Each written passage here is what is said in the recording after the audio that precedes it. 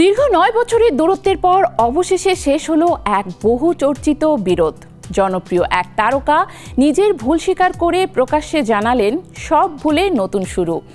শোয়ের মঞ্চে এমন ঘোষণা শুনে দর্শক হতবাক।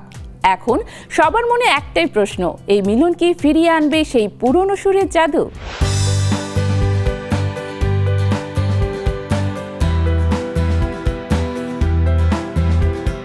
বলিউডে সালমান খান ও অরিজিৎ সিং এর ঝগড়া একসময় ছিল টক অব দ্য টাউন। কেউ ভাবতেও পারেনি একদিন এই দুই তারকা আবার একসঙ্গে বসবেন, এমনকি একে অপরের প্রশংসাও করবেন।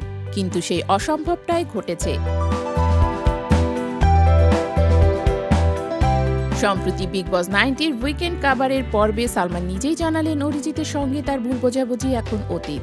কমেডিয়ান রবি গুপ্তর সঙ্গে আলাপচারিতায় সালমান বলেন, অরিজিৎ আর আমি এখন খুব ভালো বন্ধু। একটা ভুল বোঝাবুঝি হয়েছিল, কিন্তু সেটা আমার দিক থেকে হয়েছে।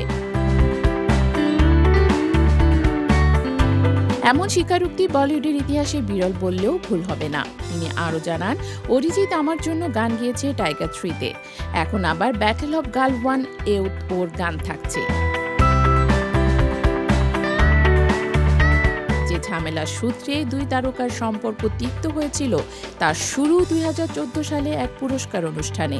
তখন ক্যারিয়ারের শুরুতে ছিলেন অরিজিৎ। সারা রাত এডিটিং করে ক্লান্ত অবস্থায় মঞ্চে উঠেছিলেন তিনি। তখন সঞ্চালক সালমান খান ঠাট্টা করে বলেন, তুই বিজেতা, ঘুমিয়ে পড়েছিলি নাকি?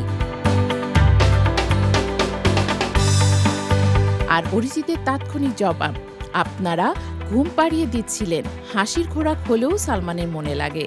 এরপরই দূরত্ব তৈরি হয়। গুঞ্জন ওঠে সালমান নিজেই সিনেমা থেকে অরিজিতের গান বাদ দিচ্ছেন। যেমন সুলতানের জ্যাক ঘুমিয়া গানটি গেয়েছিলেন অরিজিৎ, কিন্তু পরে রাখা হয় রাহাত ফাতেহ আলী খানের কণ্ঠে। 2016 সালে ফেসবুকে প্রকাশ্যে সালমানের কাছে ক্ষমা চেয়েছিলেন অরিজিৎ, কিন্তু তাতেও পরিস্থিতি পাল্টায়নি।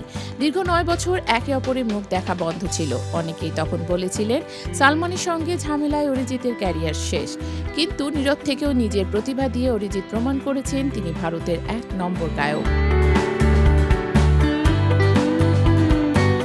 বরফ গলতে শুরু হয় 2023 সালে, যখন টাইগার 3-এ অরিজিতের গাওয়া গান শোনা যায়।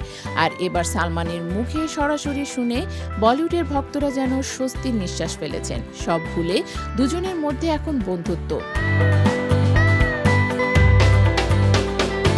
সালমানের সেই স্বীকারোক্তি যেন বলিউডের পুরনো দ্বন্দ্বের পাতা উল্টিয়ে নতুন অধ্যায়ের সূচনা। এখন ভক্তদের অপেক্ষা সালমান ও অরিজিতের পরবর্তী সিনেমায় তাদের জাদুকরী জুটির নতুন গান শুনতে।